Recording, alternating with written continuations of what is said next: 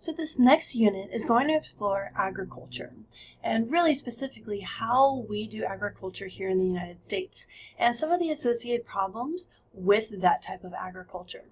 This is an incredibly huge topic because obviously agriculture is what the world depends on. This is how we are getting all of our nutrition, whether we're eating crops directly or we're eating animals which are fed our crops. And so there's different strategies around the world, and they do all sorts of different things. We're going to focus on, at least in this first video, on fertilizers, how we use fertilizers, why they're used, and how we could use them differently. So you're probably familiar with fertilizer. You've heard it used before. If you have a garden, you may have probably used fertilizer before. You've probably heard of Miracle-Gro. We use fertilizer for pretty much all of our crops or flowers or really anything that we're growing. And for good reason. It works. If you look at this image, this is looking at a cornfield. You're looking at plants right here that has no fertilizer on it, and plants right here which does have fertilizer. You can see the ones with fertilizer are nearly double the size of those without fertilizer. So as you can imagine, really important to our crops. And that's fine.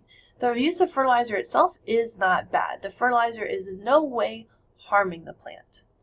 However, we might have some other issues.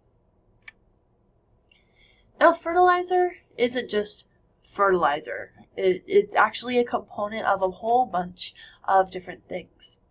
So fertilizer, typically when you buy it at the store, it's going to give you 3 numbers. So if we look at these bags, we've got these 3 numbers and these 3 numbers. Those 3 numbers relate to the amount of chemicals that are found in those bags. Or not amount of chemicals, but the proportion of those chemicals. The 3 chemicals we will find are nitrogen, phosphorus, and I'll show you why I'm doing that in a second, and potassium. These are referred to as NPK. K is the chemical symbol of potassium on the periodic table of elements. So what farmers and what regular people are looking for in a fertilizer is their amounts of NPK. So for example, this one. This fertilizer bag has 16% nitrogen, 20% phosphorus, and no potassium. Whereas this one has 28% nitrogen, 6% phosphorus, 6% potassium. Now, no, that doesn't equal 100 pounds. All the other stuff in it is kind of just a filler and some, a little bit of extra things. So I mention this because the type of fertilizer you put on your land is incredibly important. If you are doing an actual planting, you want to give your plants whatever it's missing. Maybe your soil has tons of potassium, so you're not going to give it more. Or maybe your soil has tons of nitrogen. Well, you don't want to give it more. And so it's really, really important to be getting fertilizer that matches the kind of soil you have. The unfortunate thing is that is very rarely done. And that causes problems in not just the United States, but really around the world. So the way plants grow, related to these elements, the way plants grow is that whatever is the lowest, if they don't have that much nitrogen, it doesn't matter how much phosphorus you give them, it doesn't matter how much potassium you give them, the plant will not grow unless you give it nitrogen. Now this principle is referred to as Liebig's law of the minimum. So his law of the minimum says that whatever is in the lowest demand or the scarcest resource, whatever is the lowest, that's going to prevent that plant from growing.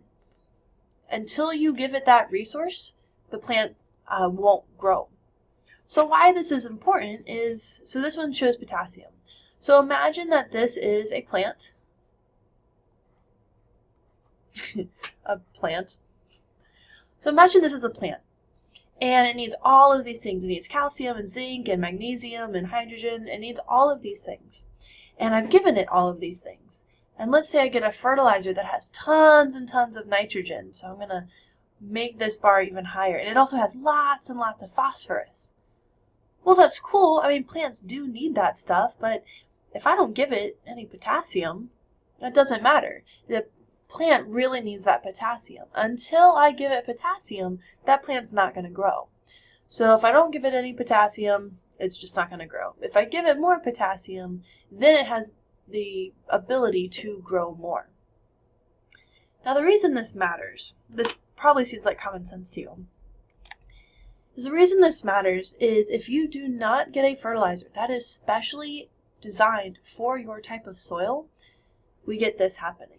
So this is on a farm after a really heavy rain, and you can see runoff. And runoff is kind of a natural part of the ecosystem. But as you might notice, this runoff is not clear. It's kind of a blue-green color. And it's not because there's plants in it. There's fertilizer in it. You know, these plants, in this case, you know, they really needed K. They really needed, you know, potassium. But the fertilizer you put on there had tons of nitrogen and tons of phosphorus. Well, the plants can't absorb that nitrogen and phosphorus. They can't absorb anything until they're getting more potassium. They can't use that other stuff.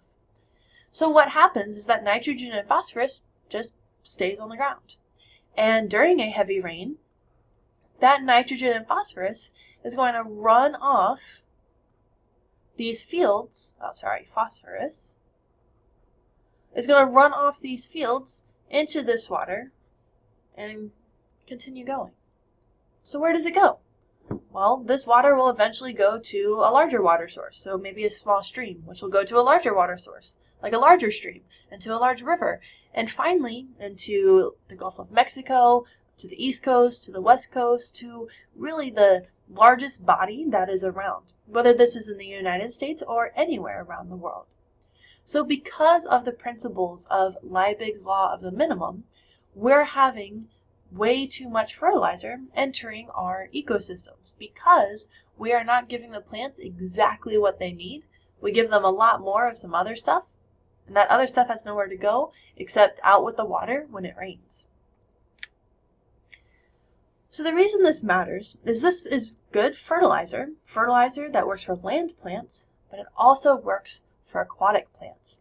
And algae love fertilizer. Algae are related to plants. Algae need nitrogen and phosphorus and potassium too, and you just supplied them with it. So all of this green stuff that you're seeing, this is algae. Remember, algae is one of our producers in our ecosystem, particularly our aquatic ecosystems. But you can see, how much algae is growing. Here's, a canoe, so a huge, we call these algae blooms. But here, this is a small boat going through this huge algae bloom. So it's like a really, really big thing. Now, this might be good in the short term. These are more producers, right? That means it can feed more primary consumers and secondary consumers and so on and so forth. And it does. But we'll kind of talk about some of the effects afterwards. Now, these algae blooms are caused through a process called eutrophication. So that's what this word is down here, eutrophication. Eutrophication is the increase in nutrients. So this is increase in nutrients. So the nutrients, nitrogen, phosphorus, potassium, whatever ran off of those fields, are eutrophifying or providing nutrients into this ecosystem. And the effect of that would be these algal blooms. Now there is a really cool video that kind of shows like a real algal bloom in China. The algal blooms happen around the world, but China's had some crazy algal blooms in the past.